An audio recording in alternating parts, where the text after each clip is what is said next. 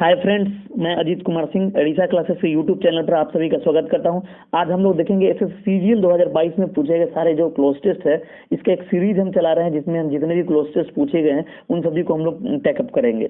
अब देखना ये है कि भाई जितना भी एक सीरीज है उसमें हम करते चलेंगे और बच्चों का डिमांड भी है कि सर इस क्लास को कंटिन्यू करें, इसको जितना भी क्लोज टेस्ट पूछा गया है ये एक क्लोज टेस्ट का जो है एक सीक्वेंस वे में क्लास प्रोवाइड किया जाए, तो हम कोशिश कर रहे हैं ताकि आपके पास पहुंचे।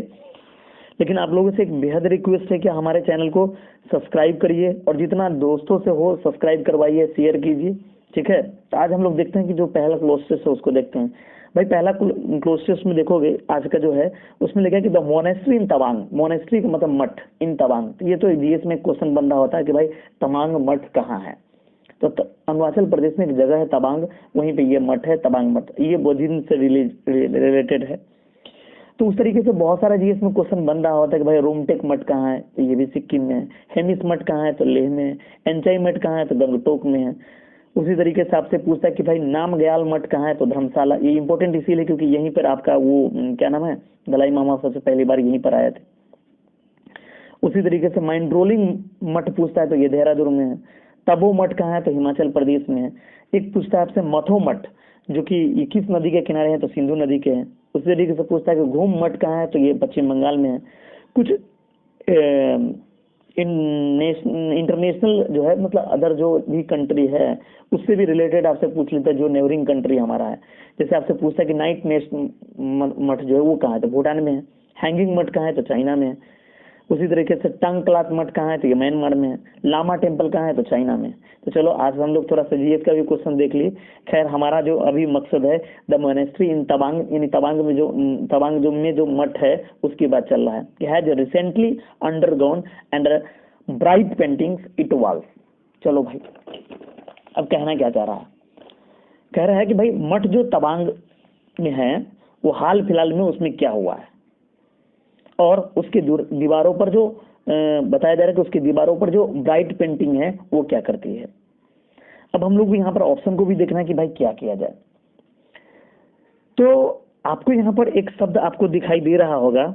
चलो भाई अब देखते हैं। ये जो आपको दिखाई दे रहा है अंडरगोन, अंडरगो का मतलब क्या, कोई काम हो रहा है तो उसको हम लोग अंडरगो कहते हैं। तो अंडरगो का मतलब है कि कोई काम हो रहा है, मतलब कोई काम हो रहा होगा, मतलब क्या, मठ की बात चल रहा है, इसका मतलब मरम्मत की बात चल रहा है। तो आंसर तो हम लोग चुन लेंगे, लेकिन बाकी ऑप्शन को देख लेते हैं।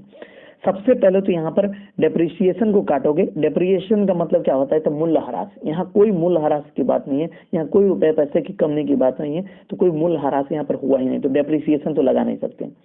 टर्मिनेशन का मतलब होता है समाप्ति। यहाँ भी कोई समाप्ति का सेंस नहीं है।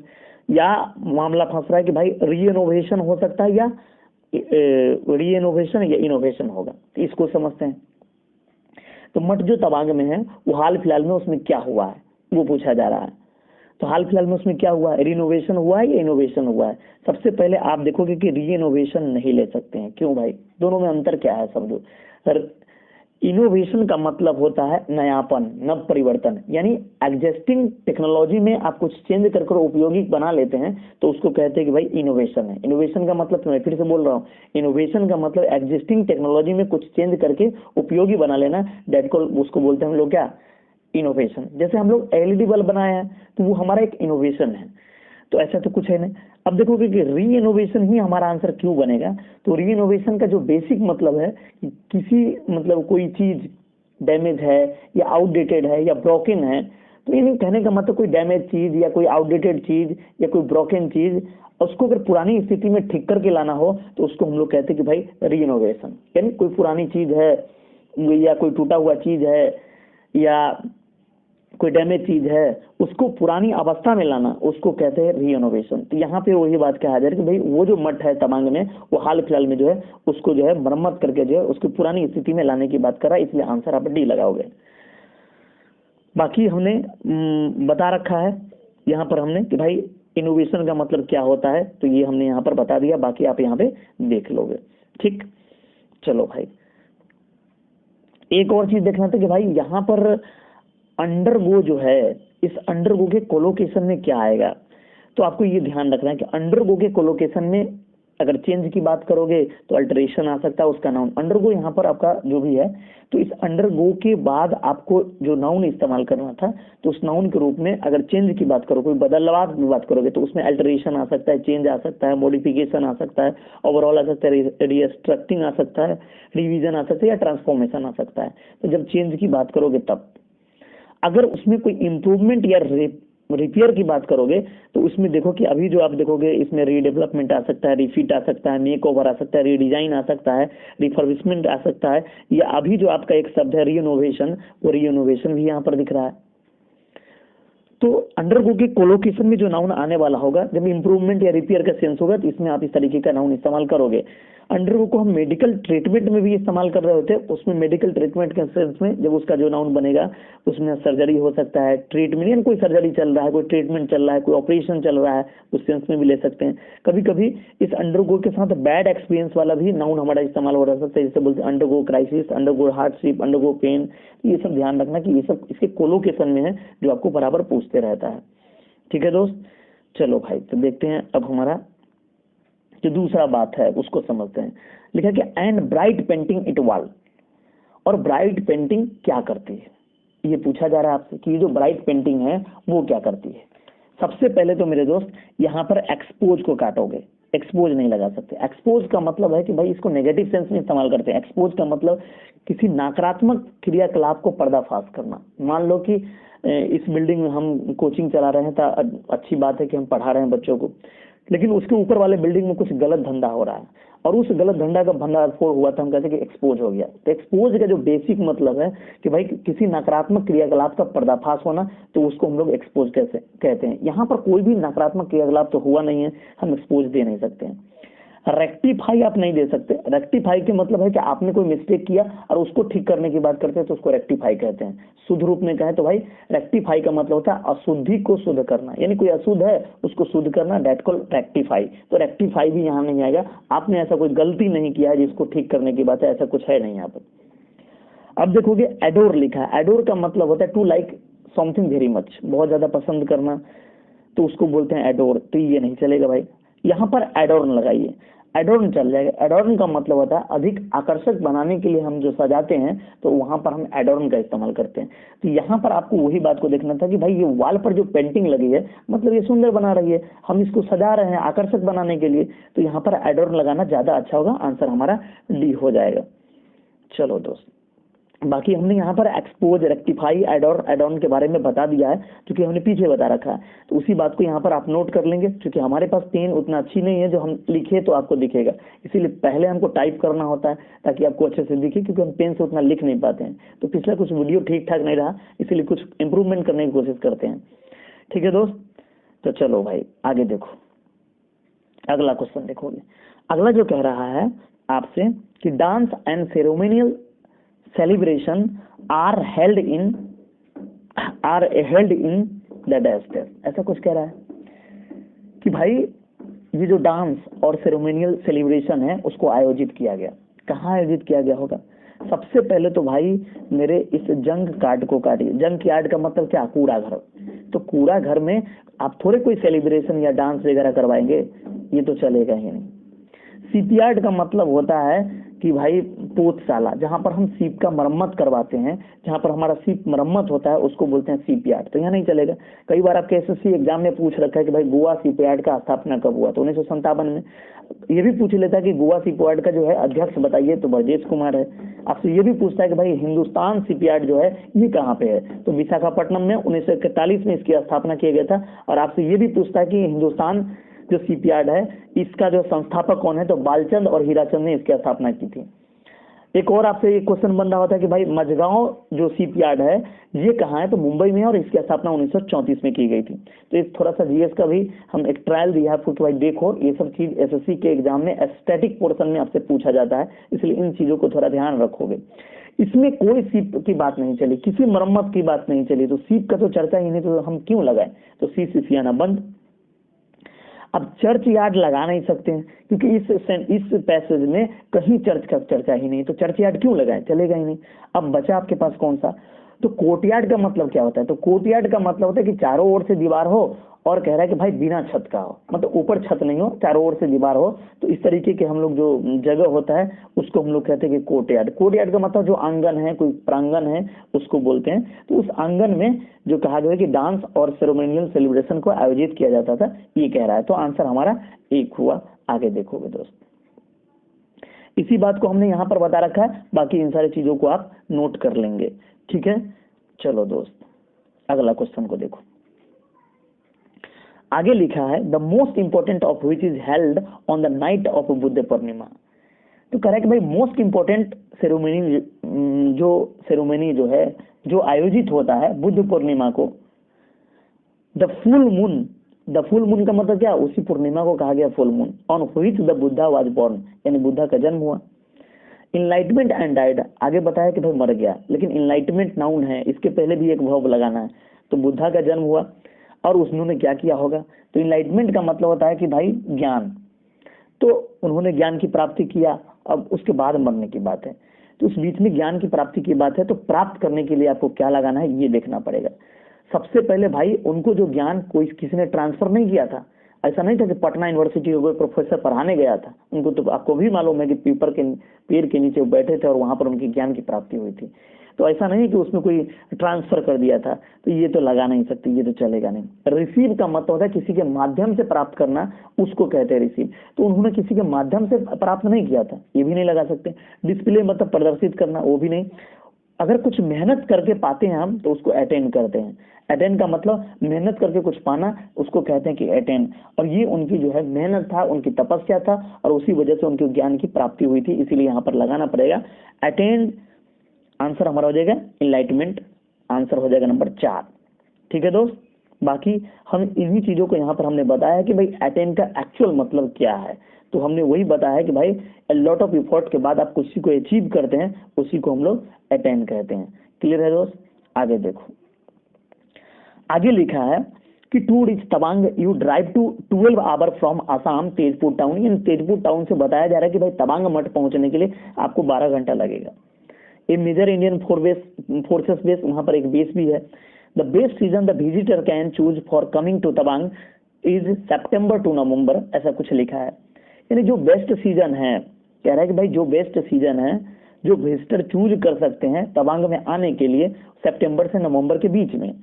तो यहाँ पर आपको आंसर लगाना पड़ेगा कौन सा, तो बिटवीन सितंबर टू नवंबर, यानी कह रहा है कि भाई सितंबर टू नवंबर, यानी सितंबर से नवंबर के बीच में। आंसर हो जाएगा सी। अच्छा तो नहीं है, क्योंकि आपको भी मालूम है कि फ्रॉम के कॉम्बिनेशन में टू यूज हो रहा होता है। आपको मालूम है इस बात को कि फ्रॉम के कॉम्बिनेशन में टू यूज करते हैं।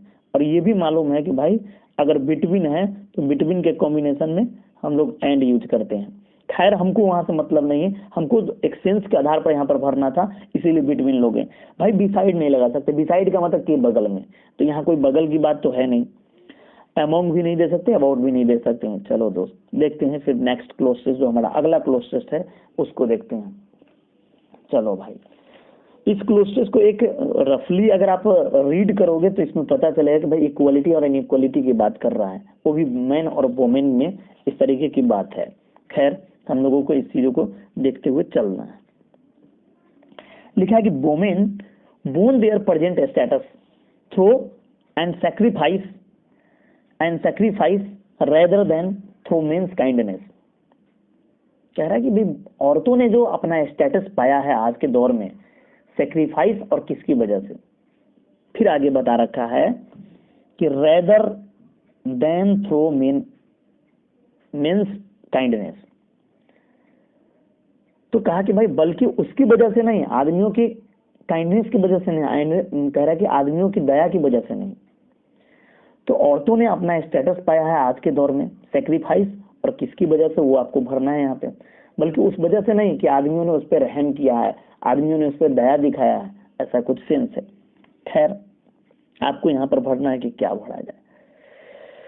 भाई जहां पर सेक्रीफाइस है वहां खुशी की बात तो हो नहीं सकती है, ये भी बात मालूम है। जब सेक्रीफाइस कर रहे हैं तो वहां पर जॉय नहीं हो सकता, जहां पर सेक्रीफाइस कर रहे हैं वहां पर हैप्पीनेस हो ही नहीं सकता है।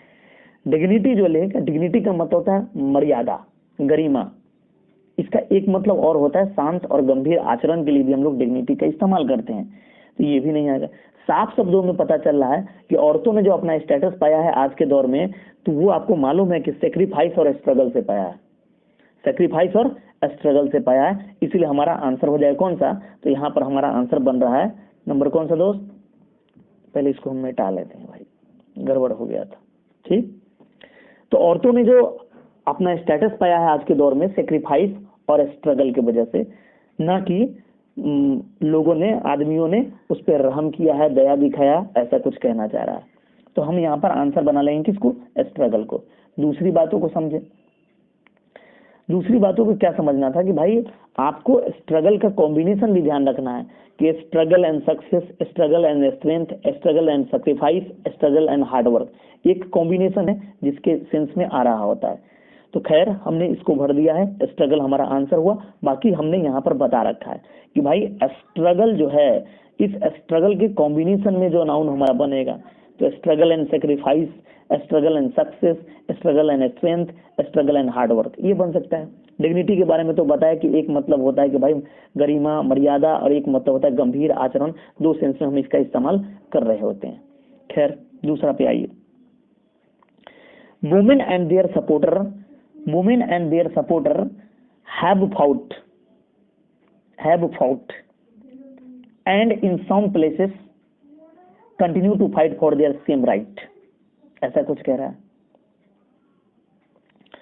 चलो भाई, तो कह रहा है कि women and their supporter have fought, औरत और उनको जो सपोर्ट करते हैं वो लड़ते आए हैं।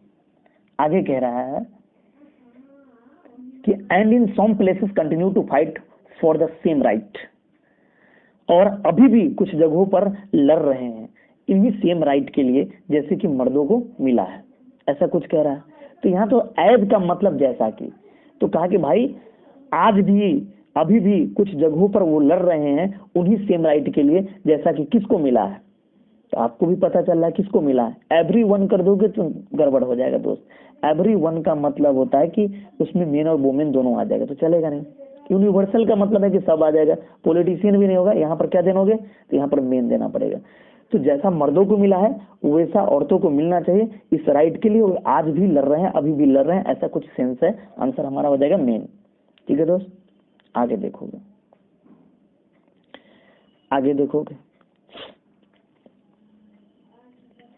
आगे आपको बता रखा है कि law they are made to replace local custom which denigrated, का मतलब क्या, किसी के वैल्यू को गिराना, किसी के वैल्यू को गिराना। ये जो डिनिग्रेटेड लिखा है इसका मतलब किसी के वैल्यू को गिराना, किसी के इंपॉर्टेंस को कम करना। सप्रेस का मतलब होता है दबाना, वुमेन राइट्स। तो कह रहा है कि भाई कानून बनाए गए थे उन लोकल कस्टम्स, उन लोकल रीति रिवाज को हटाने के लिए। तो कानून जो बनाए गए थे उन लोकल रीति रिवाजों को हटाने के लिए, व्हिच डिनिग्रेटेड यानी जो उसकी इंपॉर्टेंस को कम करता है, और जो सप्रेस यानी दबाता है वुमेन राइट यानी वुमेन के अधिकार को, ऐसा कुछ कह रहा है। Women have higher position in the world at all level, political, economic and social. कह रहा है कि भाई औरतों ने वर्ल्ड में हर लेवल पर हायर पोजीशन को क्या किया है, आगे बता रखा है, पॉलिटिकल हो, इकोनॉमिक हो, सोशल हो। तो औरतों ने वर्ल्ड के हर लेवल पर हायर पोजीशन को क्या किया है, आपको भी मालूम है, उसने गेन किया है। उसने क्या किया है दोस्त, गेन किया। स्नैच नहीं दे सकते हैं। स्नैच का मतलब होता है झपट्टा मार के छीनना, जैसे चेन स्नैचिंग होता है। तो यहाँ उसने किसी से झपट्टा मार के नहीं छीन लिया, ये तो चलेगा नहीं। ग्रिप का मतलब है पकड़ना, ऐसा नहीं तो पकड़ के रखा हुआ है, जकड़ के रखा है, ऐसा भी तो नहीं है। प्लग का मतलब होता है उखाड़ना, ये भी नहीं होगा भाई। उसने गेन किया है, गेन का मतलब होता है पाना। तो आप स्ट्रगल करके, सेक्रीफाइस करके कोई चीज को अगर पा रहे हैं तो उसको हम लोग गेन कहते हैं। तो यहाँ पर औरतों ने वर्ल्ड में हर लेवल पर हायर पोजीशन को पाया है, जो कि पॉलिटिकल है, इकोनॉमिक है और सोशल है, उसमें बात कर रहा है। आंसर हमारा हो गया gain. But in reality women still suffer from A various level. कह रहा है आगे कि लेकिन असलियत में औरत आज भी सफर करती है बहुत सारे लेवल पर। तो किस चीज से लेवल पर करती है भाई, कह रहा है कि लेकिन असलियत में औरत आज भी सफर करती है बहुत सारे लेवल पर। तो किस चीज से, आपको आंसर दिख रहा है, डिस्क्रिमिनेशन। डिस्क्रिमिनेशन का मतलब होता है भेदभाव। तो आज भी भेदभाव हो रहा है, इक्वल लाइट नहीं मिल रहा है उन लोगों को। इक्वलिटी से थोड़े होता भाई, इक्वलिटी होता तो इतना लफड़ा ही नहीं होता, इशू नहीं था, टॉलरेंस नहीं था।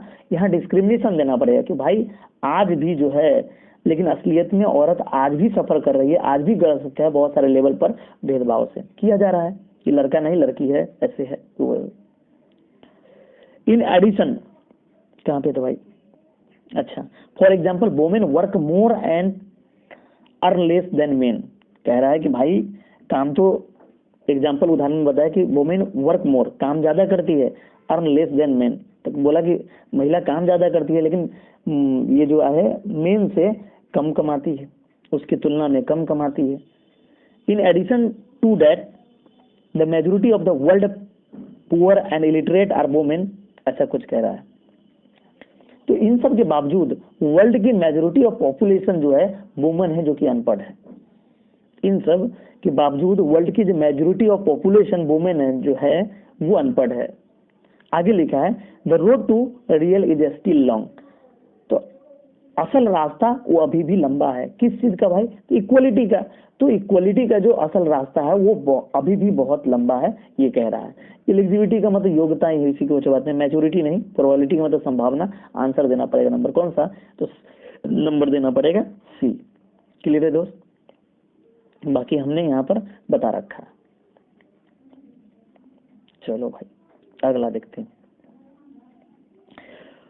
आगे लिखा है आपके क्वेश्चन में, चलो आगे बताया गया है कि भाई 4 of the most popular form, 4 most popular form हैं, जैसे फेसबुक है, ट्विटर है, स्नैपचैट है, स्नैपचैट,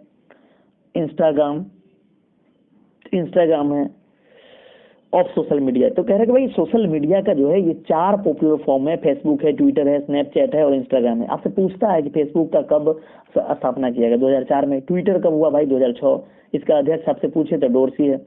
ये भी पूछेगा कि स्नैपचैट कब आया, तो 2011 में आया। ये भी पूछ सकता है इंस्टाग्राम कब आया, तो 2010 में आया। आप व्हाट्सएप पूछे तो 2009 में आया। खैर आगे आइए, आपसे ये पूछा जा रहा है कि भाई सोशल मीडिया का ये 4 पॉपुलर फॉर्म है। Great damage upon young people mental health. तो कह रहा है कि भाई ये जो 4 पॉपुलर फॉर्म है वो जो है यंग पीपल के मेंटल हेल्थ को डैमेज करता है। अब डैमेज करता है तो इसमें आपको भरना, इस पूरे लाइन में देखोगे तो 4 हमारा नंबर है, 4 of the most popular form, बिल्कुल ठीक है। ठीक, ऑफ के बाद ये हमारा नाउन हो गया, ऑब्जेक्ट। फेसबुक, ट्विटर, स्नैपचैट और इंस्टाग्राम ये भी हमारा नाउन ही है। ऑफ सोशल मीडिया भी नाउन है। आपको मालूम है कि भाई इस यहां से लेकर यहां तक ग्रेट हमारा एडजेक्टिव है, डैमेज हमारा नाउन है, अपॉन प्रेपोजिशन है, यंग एडजेक्टिव है, पीपल हमारा नाउन है, मेंटल हेल्थ हमारा नाउन है। इस पूरे लाइन में यहां से यहां तक देखोगे तो कोई वर्ब नहीं है, और बिना सेंटेंस में बिना वर्ब का कोई सेंटेंस बन ही नहीं सकता। एक सेंटेंस को बनने के लिए इसमें वर्ब कंपलसरी है, ये तो क्वेश्चन हवा में ही हो जाता है। देखो भाई इम्पायस को लगा नहीं सकते क्योंकि इम्पायस हमारा एडजेक्टिव है। हमने कहा कि भाई एक सेंटेंस को बनने के लिए एक वर्ब चाहिए, तो इम्पायस का मतलब होता है अधर्मी, जो धर्म को नहीं मानता है, अधर्मी है, जो धर्म के खिलाफ रहता है, उल्टा पुल्टा करते रहता है, तो उसको बोलते हैं। तो ये एडजेक्टिव है, नहीं चलेगा, हमको एक वर्ब चाहिए था। डिस्क्रीट जो लिखा है भाई, डिस्क्रीट भी एडजेक्टिव है, इसका मतलब होता है भिन्न, अलग, ये भी नहीं चलेगा, ये भी एडजेक्टिव है। अब देखो कि भाई ये जो लिखा है परपेरेट जो लिखा है, आईएनजी जोड़ रखा है, ये तो आपका बिफोर है। और आपको एक बात मालूम है, चलो भाई मैं इसको बता ही देता हूँ। तो वर्ब जब हम बोल रहे होते हैं तो वर्ब का मतलब कौन सा वर्ब, फाइनाइट वर्ब। वर्ब का मतलब कौन दोस्त, वर्ब फाइनाइट वर्ब, यानी पहला फॉर्म या 5वां फॉर्म, दूसरा फॉर्म या हेल्पिंग वर्ब के साथ तीसरा फॉर्म, या हेल्पिंग वर्ब के साथ चौथा वर्ब। जब भी वर्ब की बात करोगे तो इसी की बात हो रहा होता है। ठीक, यही हमारा वर्ब होगा। अब ये देखना कि भाई आप यही सब्जेक्ट के लिए हमारा यही वर्ब होता है। अगर कहीं 2 + V1 दिखाई दे रहा है, या V4 दिखाई दे रहा है, या हैविंग + V3 दिखाई दे रहा है, या टू हैव + V3 दिखाई दे रहा है, तो एक्चुअल में ये वर्ब का रूप है, लेकिन वर्ब वाला काम 1% नहीं कर रहा होता। या तो दोस्त ये नाउन होगा या तो ये एडजेक्टिव होगा, यानी ये वर्ब नहीं होता। वर्ब जब बोले मतलब फाइनाइट वर्ब बोले। क्लियर है, कोई दिक्कत? चलो दोस्त, तो ये V4 किसी भी सब्जेक्ट के लिए डायरेक्ट नहीं आ सकता। आप बोलते हैं क्या ही प्लेइंग, आप बोलते हैं ही प्लेइंग नहीं बोलते हैं, ये चलेगा ही नहीं। तो इस वजह से हमारा ये वाला भी ऑप्शन चला गया। तो सीधा सीधा आंसर दिख रहा था कि इन्फ्लिक्ट हो जाएगा। अब बाकी को समझते हैं। इन्फ्लिक्ट के साथ प्रेपोजिशन ऑन ही आता है, इन्फ्लिक्ट ऑन। इन्फ्लिक्ट का मतलब क्या होता है? जबरदस्ती ला देना किसी पे, उसको कहते हैं कि इन्फ्लिक्ट। अब आपको थोड़ा सा ध्यान रखना था कि भाई इसमें एक कोलोकेशन होता है जिसके हिसाब से आपको ध्यान रखना था। इन्फ्लिक्ट के साथ जब नाउन हम डैमेज जोड़ते हैं, इन्फ्लिक्ट हमारा वर्ब है, इसके कॉम्बिनेशन में जब नाउन आता है डैमेज, तो इन्फ्लिक्ट डैमेज का मतलब होता है नुकसान पहुंचाना। तो कह रहा है कि भाई ये जो चार जो हमारा सोशल मीडिया का जो चार जो है मोस्ट पॉपुलर फॉर्म, वो नुकसान पहुंचा रहा है, वो भी यंग पीपल मेंटल हेल्थ को जो है वो पूरी तरीके से क्या कर रहा है? नुकसान पहुंचा रहा है, इसीलिए इन्फ्लिक्ट हो जाएगा। बाकी हमने बता रखा है इसके बारे में। देखो भाई, इन्फ्लिक्ट के साथ ऑन या अपॉन आता है, इसका मतलब जबरदस्ती लाना। जब इन्फ्लिक्ट डैमेज कहते हैं तो इसका मतलब क्या हो जाता है? नुकसान पहुंचाना। उसी तरीके से डैमेज के सेंस में ये डिस्ट्रक्शन डिवास्टेशन इन्फ्लिक्ट के साथ आ सकता है, हार्म के सेंस में ये सब आ सकता है, डिफीट के सेंस में डिफीट आएगा, पनिशमेंट के सेंस में पेनल्टी या पनिशमेंट आएगा, प्रॉब्लम के सेंस में हार्डशिप या मैजरी। ये सब आपको ध्यान रखना है कि इसके कॉम्बिनेशन में आने वाला नाउन है। तो थोड़ा सा इन सारी चीजों को थोड़ा सा ध्यान रखा कीजिए आप, ठीक है भाई।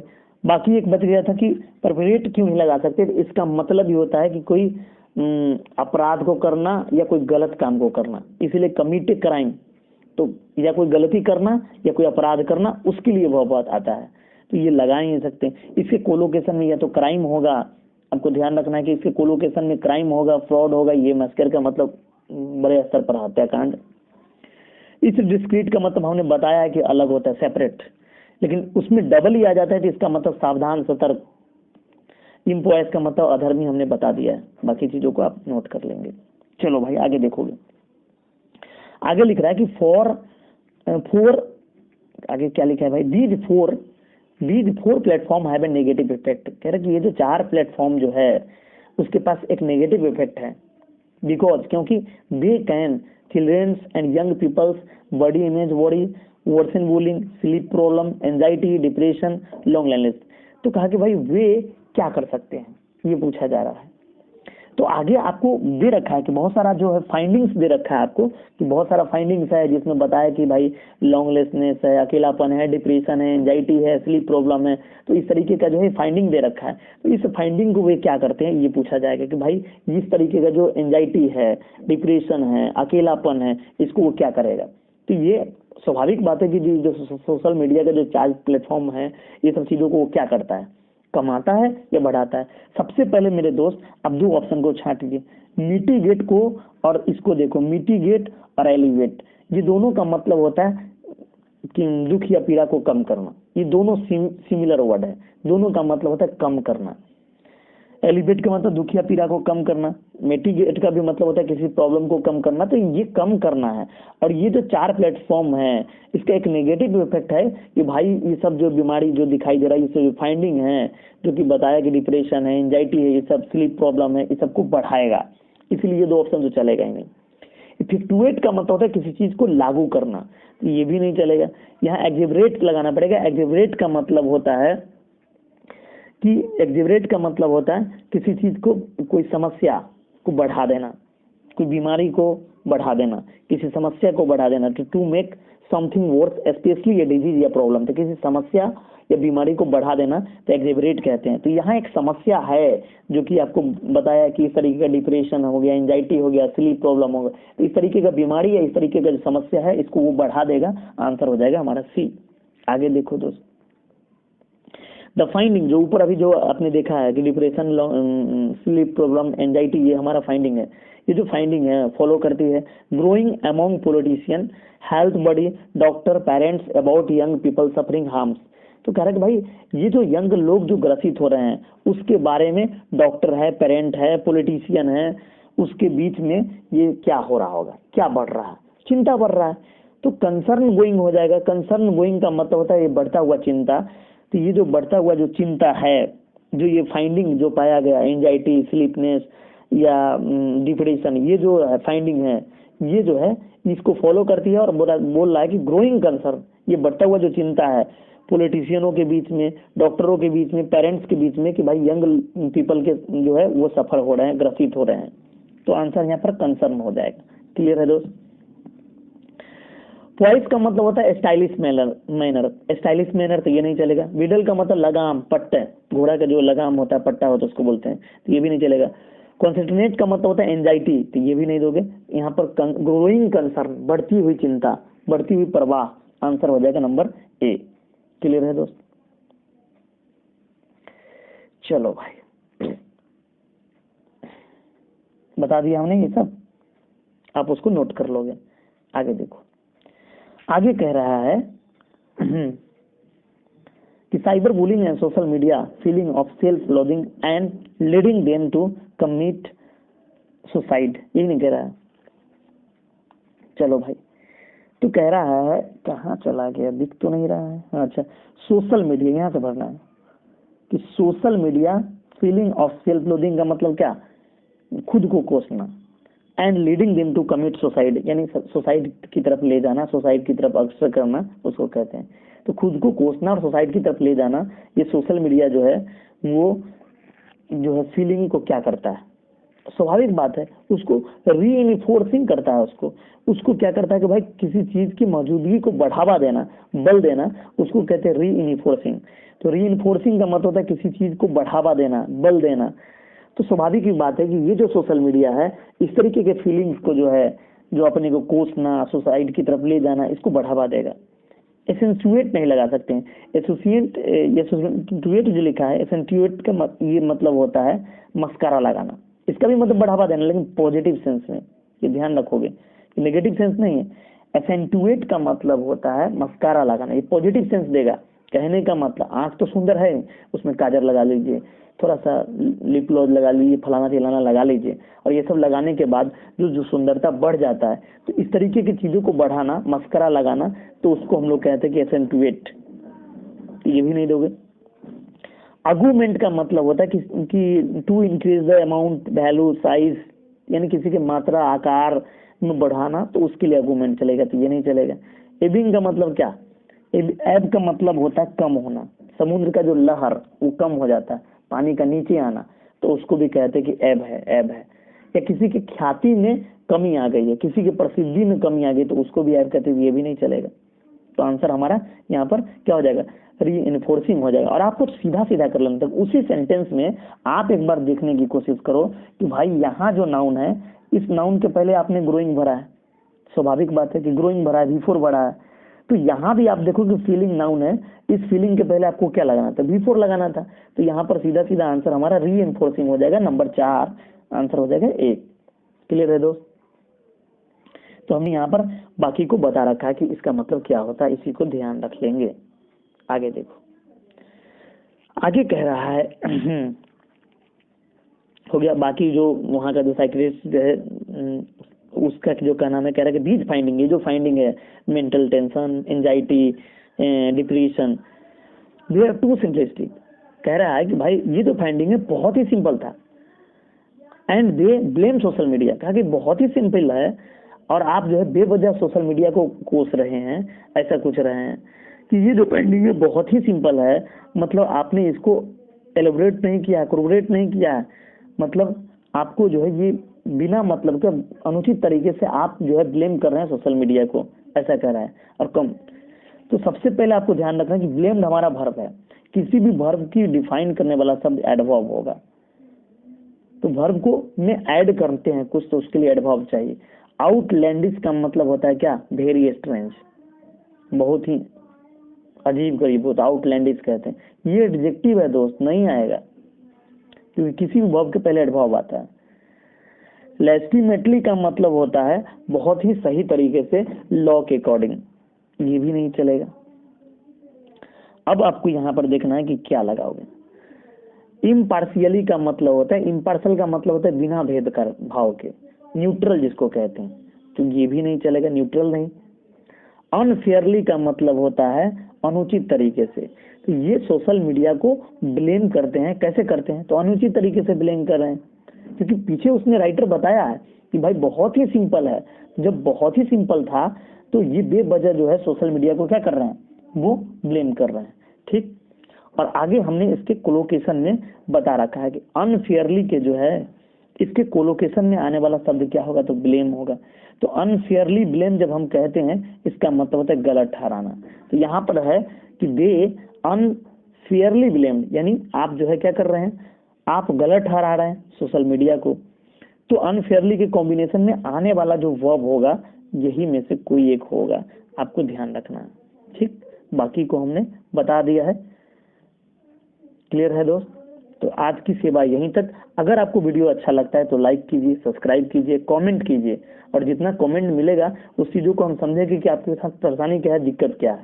ठीक है, और एक और बात, अगर आपको अच्छा वीडियो नहीं लगता है तो आप मेरे वीडियो को अनलाइक कीजिए और साथ ही साथ अनसब्सक्राइब भी कर लीजिए। तो दोनों बात मैं कह रहा हूँ, अगर अच्छा लगता है तो आप शेयर भी कीजिए, सब्सक्राइब भी कीजिए। तो थैंक यू, मिलते हैं नेक्स्ट वीडियो में। Bye bye, take care.